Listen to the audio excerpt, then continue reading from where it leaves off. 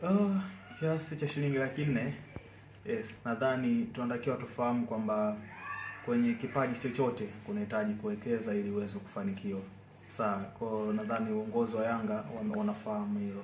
Lakini kwa nini watu wanakuja kudoubt ama swali watu wengi wanauliza kuhusiana na ada ambayo imewekwa? Sababu kubwa ni namna ambavyo Yanga wamewasilisha ujumbe wao kwa kwamba wanahitaji kusaidia, si ndio, ama kutoa support kwa wale vijana ambao wana vipaji lakini hawajui ni sehemu gani wanaweza kaanzia ama wamekuwa wakihangaika kutafuta sehemu sahihi. Sasa hii kauli imechukuliwa ni kama vile klabu ama taasisi inatoa msaada kwa vijana wenye vipaji. Sasa namna ambavyo watu wanapokea mara nyingi hauwezi kutarajia kwa ambao unapewa support alafu utoe kiasi kikubwa cha hela cha namna hiyo, kwa sababu ukienda barani Amerika Kusini, ukienda barani Amerika, hizo ndio sehemu ambazo zinatajwa sana kuwa na vipaji vingi vya asili vya mpira wa miguu. Familia nyingi ni za kimaskini.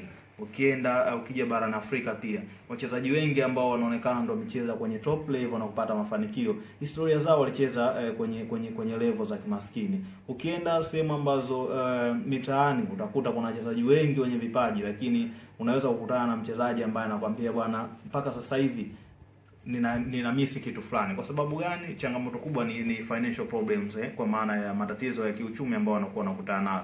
Kwa hiyo namna ambavyo Yanga wameamua kuwasilisha, hii ndio sehemu ambayo inakuja kwa hukumu. Lakini kwangu mimi nadhani wapo sahihi, ingawa changamoto ni walivyowasilisha kwamba wanakuja kutoa support. Tufahamu kwamba hivi vilabu pia vina timu za chini ya umri wa miaka 20 ambazo pia zinashiriki kwenye ligi ya vijana ya TFF. Kwa nadhani kule vijana huwa hawalipii, ni klabu inawatafuta na inawatumia. Sasa huku lazima ulipie kwa sababu kijana unatoka nyumbani, kwa maana familia inakuja kukuleta ili wewe uweze kupewa msaada, na sio timu inafanya scouting. Hii sio scouting, watu wanatakiwa waelewe. Kama timu ingekuwa imeamua kuscout, tungesema yes, uweze kufanya scouting alafu kusema tulipie kiasi cha 400 kwa mwezi. Lakini hii sio scouting, hii ni wao wameamua kuwashika mkono, kwa maana kwamba wanakuweka karibu na watu wa mpira wa miguu, watu ambao wana uzoefu kwa kiasi kikubwa, watu ambao wamehudumu kwenye mpira wa miguu barani Afrika. Kwa hiyo hii tayari yenyewe ni platform ya wewe kwenda kuonyesha vipaji chako. Inaweza watu wakazungumza kwamba ni kiasi kikubwa cha fedha kimewekwa, lakini ukifikiria pia kwa upande wa pili, lazima utakuja kuona kwamba Yanga kama Yanga wenyewe wanafahamu kwamba hii gharama zake za uendeshaji, kwa maana tunalipa walimu, vifaa. Tukumbuke Yanga sio Azam, sio Fountain Gate, sio Alliance tuseme wanao shule ama wana maeneo ya kutumia kwa ajili ya hivyo vitu. Bado hivyo hayo maeneo ambayo watatumia kama viwanja na sehemu nyingine zote, gym nini, wanahitaji kulipia. Kwa hiyo kwa klabu kama klabu haiwezi kuingia gharama nyingine za uendeshaji kwa ajili ya kuwapa watu support, kwa maana mtu aende gym, afanye mazoezi, wavinunuliwe vifaa pale kama mpira nini na vifaa vingine, acheze mpira asubuhi na jioni, jezi na vifaa vyote ambavyo vitakuwa vinatumika. Tukumbuke ni gharama. Pia hao walimu wanahitaji pia kulipwa. Kuna issue za security na mambo mengine mengi. Kwa hiyo nadhani wao kama Yanga wakaona yes, tunaweza tukasupport, lakini yule ambaye anahitaji kusupportiwa basi naye kidogo aweze wanasema ukibebwa pia uweze kujishikilia. Sasa hii ni sehemu ambayo kidogo huyu mtu ambaye tunamsupport naye awe na support kwa namna fulani gharama, kwa maana sisi tunamsaidia aweze kupata mazingira mazuri ya kufanyia mazoezi, apate vifaa sahihi, apate jezi, apate gym sahihi, apate na walimu sahihi. Kwa hiyo nadhani tukija kufikiria kwenye issue ya gharama,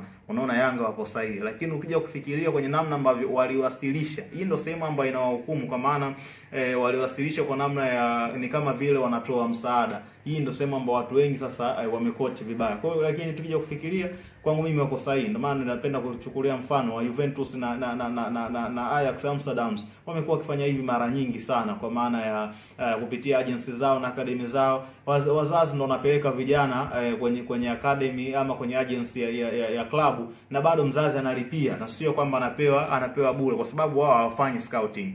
Watu watofautishe kati ya kumpeleka soccer school pamoja na scouting. Hivi ni vitu viwili tofauti. Soccer school kwa maana unampeleka kijana wako akajifunze sawa kuhusu soka. Lakini scouting ni klabu inazunguka kutafuta watu. Sasa wakija kutafuta wakaona yes huyu ana fit, wanaweza wakakuchukua na wakakupeleka klabuni kwao. Lakini wewe ukimpeleka kijana wako ambaye wao hawajamtafuta, ni wewe ndio unampeleka, lazima ulipie. Kwa hiyo inawezekana kiasi cha 400,000 ni kikubwa kwa sababu Yanga walivyowasilisha, lakini pia ukipima kwa upande wa pili unaona bado wapo sahihi. Lakini pia nadhani ni idea nzuri. Bado lengo kubwa ni kuhakikisha klabu inajenga mahusiano mazuri na wanachama, mashabiki na wapenzi wa mpira wa miguu, kwa maana hii inakuwa ni mara ya kwanza kwa klabu kufanya hivyo nchini Tanzania. Ukirejea vilabu vingine kama Azam, walikuwa na Azam Clinic, wanafanya kipindi cha likizo, lakini pamoja na hiko pia Azam alikuwa anafanya bado ilikuwa inalipiwa. Ukija kwa vilabu kama Alliance na Fountain, wao wanafanya scouting ya kutafuta vipaji,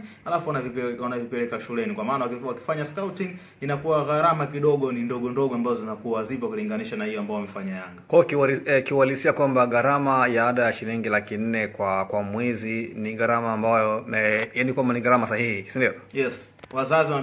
Wazazi walezi ama watu ambao wamepokea hii taarifa kwa namna kuona gharama ni kubwa, wajaribu kufikiria. Klabu inalipia gym, inalipia uwanja, inalipia vifaa vya michezo, inalipia jezi, inalipia security, italipia usafiri, italipia pia na walimu ambao watakuwa wanawafundisha.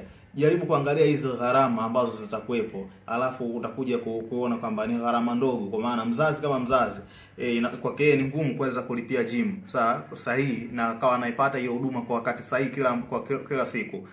Aweze kulipia uwanja. Sasa tunafahamu namna ambavyo jiji la Dar es Salaam viwanja vilivyokuwa na changamoto Yes, taasisi nyingi huwa zinatumia viwanja vya kukodi kulipia uwanja. Gharama ya uwanja nadhani inafahamika. Kulipia uwanja na viwanja vinalipiwa kwa masaa Yes, lakini hii ni programu, manake kila siku kijana wako anaenda kutrain. Jezi, vifaa.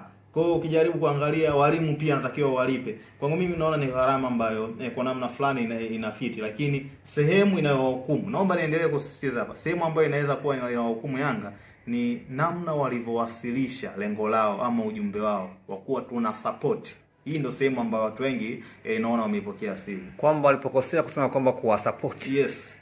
Kwa maana ya tunakusupport alafu wewe ndo unatakiwa ulipie. Hii sidhani kama inakuwa ni mtu anaweza akatoa kwamba ukipitia ile taarifa ni kwa vijana wengi ama familia nyingi, kumekuwa na vijana ambao wanahangaika kutafuta wapi ni sehemu sahihi ya kwenda kufanya kukuza vipaji vyao ama kuendeleza.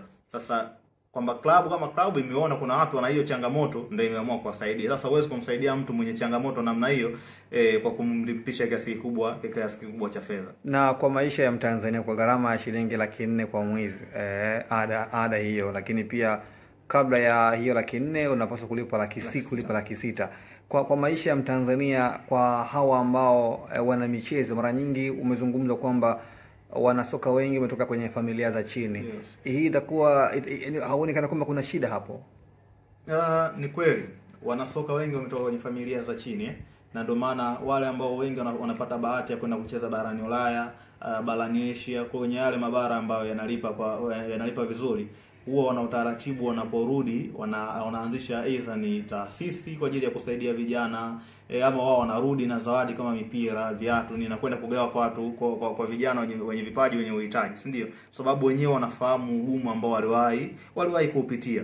Wachezaji wengi wanatoka barani Afrika, Amerika Kusini na Amerika Kaskazini. Huku ndo tunataja kwamba kuna pure talents of football. Vipaji halisi vya mpira wa miguu vipo huku. Lakini wengi wanatoka kwenye familia za kimaskini. Hilo haliwezi kupingika. Lakini tukumbuke Yanga ni taasisi. Mwisho wa siku taasisi kama Yanga inapoenda kumchukua mwalimu kwamba bwana tuna project yetu hii, mwalimu akiangalia ukubwa wa taasisi, lazima na yeye atakuja ataweka dau kubwa. Leo hii klabu ikienda kukodi uwanja, mtu akishaona wanaokodi uwanja hawa ni Yanga, naye anaweka kiwango kikubwa. Kwa kiuhalisia klabu inawezekana imejaribu kuangalia magap namna ambavyo wanaweza kuyafikia, lakini lakini pia namna ambavyo wao kama klabu wanaweza wakanufaika, kwa sababu mwisho wa siku baada ya matumizi yote ambayo watayafanya wao wanapata manufaa gani? Kwa maana yes, tumejenga ukaribu na taasisi zingine, tumejenga ukaribu na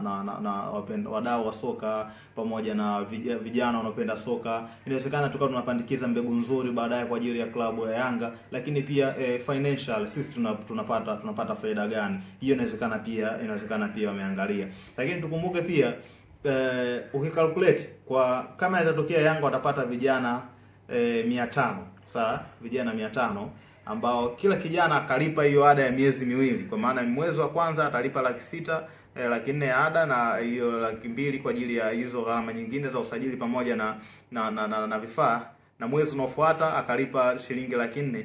Kama watapata vijana 500 watakaolipa ndani ya hiyo miezi miwili, watakuwa wamepata shilingi kwa maana mwezi mmoja wanapata watakuwa ndani ya miezi miwili watapata shilingi milioni 500.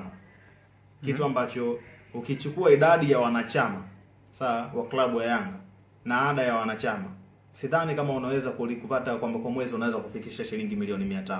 Kwa hiyo Yanga wenyewe watajua, watafahamu wanagawanya vipi shilingi milioni 500 iweze kutumika kwenye kuendesha project, lakini pia nao waweze kunufaika. Nadhani ni namna nyingine ambayo pia klabu inaweza kutumia kama chanzo cha mapato. Kwa kiwalisia kwamba la namna ya uwasilishwaji wa jambo lenyewe limekuwa na changamoto kwa namna, kwa maana ya ndio imepelekea watu kuwa na doubt nyingi. Yes, kwa kama ungesema tu tuna soccer school tunaanzisha, gharama ni sawa, lakini kuweka ile kwamba tuna support, hiyo ndio sema ambayo imeleta changamoto kubwa sana. Kwa nini singekuwa 100,000 au 200,000?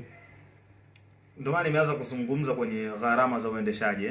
Yes, leo hii mwandiki wakikufuata Yanga ukafundishe soccer school kwa brand ya Yanga, huwezi kuwatajia dau dogo kilinganisha na ikikufuata timu kutoka mtaani, bwana tuna soccer school letu tunataka tukafundishe.